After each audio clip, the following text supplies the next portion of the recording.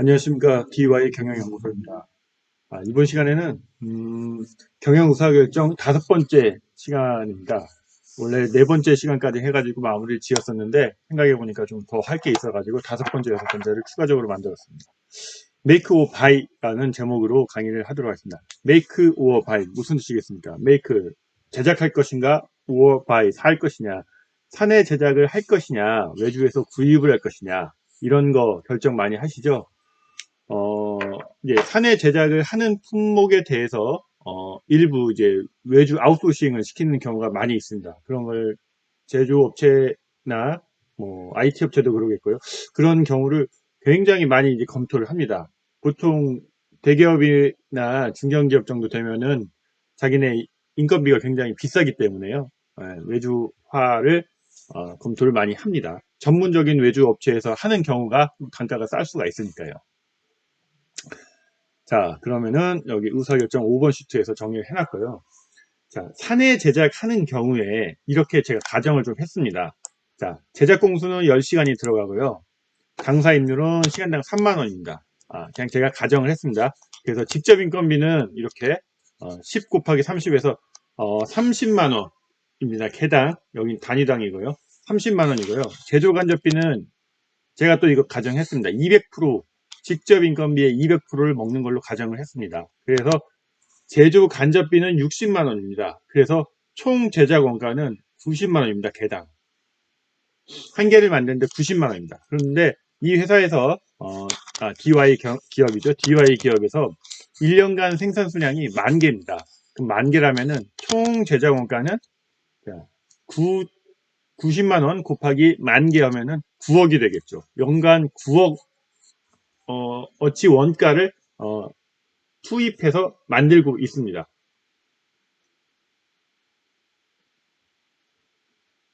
재료비는 여기서 제가 생각을 안 했는데 재료비는 그냥 무상사급으로 하는 걸로 간주를 하겠습니다. 자, 그러면은 9억의 원가가 투입이 되는데 9억은 이제 직접 인건비 3억과 간접 인건비, 제조 간접비 6억 해서 이제 9억이 되는 겁니다. 그리고 이제 그리고 평균 연봉이 DY 기업의 평균 연봉이 6천만 원이라고 했을 때 생산 그 9억을 그러니까 30억이죠. 직접 인건비는 30억을 평균 인건비로 나누었을 때 평균 연봉으로 나누었을 때 50명이 됩니다. 그러니까 이 지금 메이크 오 바이를 하려고 하는 그 품목을 외주로 줬을 때 50명분의 작업량이 줄어들게 되는 것입니다. 네. 자, 그리고 만약에 외주에서 산다면은 외주 원가는 개당 50만 원이 됩니다. 그러니까 여기에서 총 제작 원가는 90만 원이었잖아요. 네, 간접비까지 포함해서 그러면 90만 원하고 50만 원을 비교를 한다면은 40만 원이 더 싸죠. 그래서 50만 원에 10,000개씩 하면 50억을 구매하게 됩니다. 그러면은 여기에서 자 90만 원과 50만 원을 비교하면은 당연히 외주화를 하는 게 유리하다고 판단을 할 수 있습니다. 그럼 그렇게 하는 게 맞을 것인가?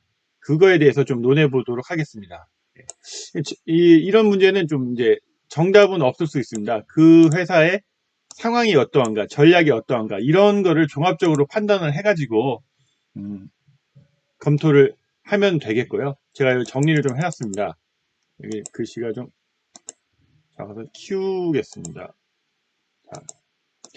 자, 이란. 총 제작 원가와 비교를 합니다. 그래서 사내 총 제작 원가는 90억이고 외주 제작 원가는 50억입니다. 그래서 외주 결정을 합니다. 40억만큼 원가 절감이 되는 거죠. 예. 이하는 이란이었고 이하는 직접 인건비와 외주 비용을 비교합니다. 사내 제작 원가가 30억, 외주 원가가 50억이므로 사내 제작을 결정합니다. 자, 어떤 것이 옳을까요? 예. 자, 이제 논해 보도록 하겠습니다. 본건에 대해서 외주화 결정 시 직접 인력 50명분의 작업량이 이제 줄어들게 됩니다. 그래서 50명분의 직접 인력이 투입될 다른 작업이 현재 있고 중장기에도 지속적으로 생산 직접 인력이 투입될 것이 있다면 외주화 결정이 옳다고 판단합니다. 왜냐면은 이 50명분의 작업을 줄이더라도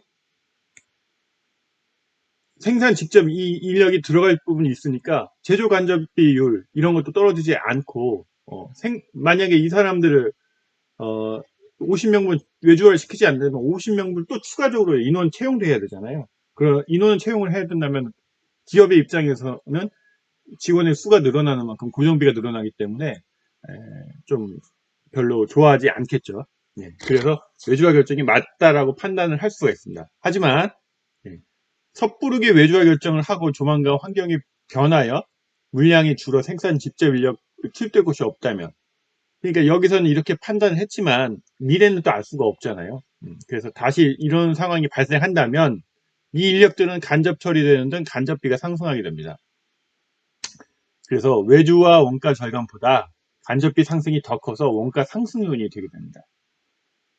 그러니까 현재 이거를 외주화를 시키더라도 이 직접 인력이 투입될 물량이 충분히 있고 중장기에도 그렇게 유지될 거라고 확신이 서는 경우에는 외주화가 옳지만, 그렇지 미래에 대한 좀 불투명하다면 이 판단은 굉장히 조심스럽게 해야 된다는 겁니다. 그리고 외주화하지 않는다면 50명의 충원이 필요한 경우, 그러니까 물량이 충분히 확보됐고 미래에도 그럴 거라고 예상이 된다라고 생각을 하는 경우에서입니다. 또 이런 생각도 한번 해보겠습니다. 회사 입장에서 인원 증가를 외주화를 선택하는 것이 여러 가지로 유리합니다. 인원 증가보다. 인원 증가 시 고정비가 증가되니까. 그런데 2개 이상의 제조 부분이 있다면 외주화로 인한 절감 부분은 해당 제조 부분의 원가 절감 효과로만 집계됩니다. 타 부분은 원가 절감되지 않습니다. 이 점을 지금 얘기하려고 합니다. 오히려 외주화가 없다면 50명의 직접 인력이 충원되어 전체 제조 부분의 제조 간접비는 하락할 것입니다. 그래서 그 외주화를 시키는 부분은 외주화만큼 여기서 예를 들면 40억만큼 원가 절감은 되겠지만 외주화하지 않는 부분은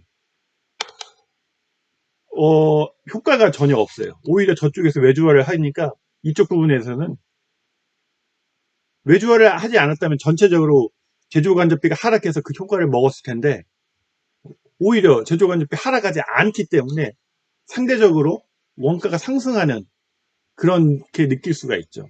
뭐 그렇게 원가가 상승하지는 않지만 그렇게 느낄 수가 있다는 거예요. 따라서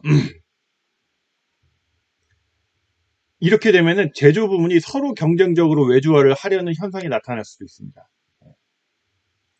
그래서 외주화의 원가 절감 효과는 적절하게 공유하는 것이 필요합니다. 생산 직접 부분이 뭐 A와 B가 있고 A가 외주화를 해서 40억만큼 먹었다면은 A에 대해서는 40억, 그러니까 전체 외주화 효과는 40억이잖아요. 그러면은 A한테 40억을 다 주지 말고 B는 만약에 A가 외주화를 하지 않았다면 제조간접비가 떨어졌을 거 아니에요. 그래서 그 부분에 대해서도 어느 정도 보상을 좀 해주는 게 좋습니다. 그래서 섣부르게 서로 외주화를 시키려고 하면은 그 회사의 경쟁력도 좀 문제가 되고 뭐 여러 가지 문제가 될 수 있으니까 적절하게 원가 절감 효과를 공유하는 것이 필요하다고 저는 생각합니다. 자, 이번 시간에는 메이크 오 바이에 대해서 좀 논의해 봤습니다. 섣부르게 외주화하는 것은 좀 지양해야 되겠고요. 이렇게 직접 임금 및 간접 임금비 구분해 가지고 총 제조 이렇게도 비교를 해보고 직접 임금비하고도 비교를 해보고 여러 가지로 비교를 해보고 나서 판단을 해야 될 것 같습니다. 자, 그리고 다음 시간에는 sell or not, 팔 것이냐 말 것이냐에 대해서 좀 논해 보도록 하겠습니다. 예, 감사합니다.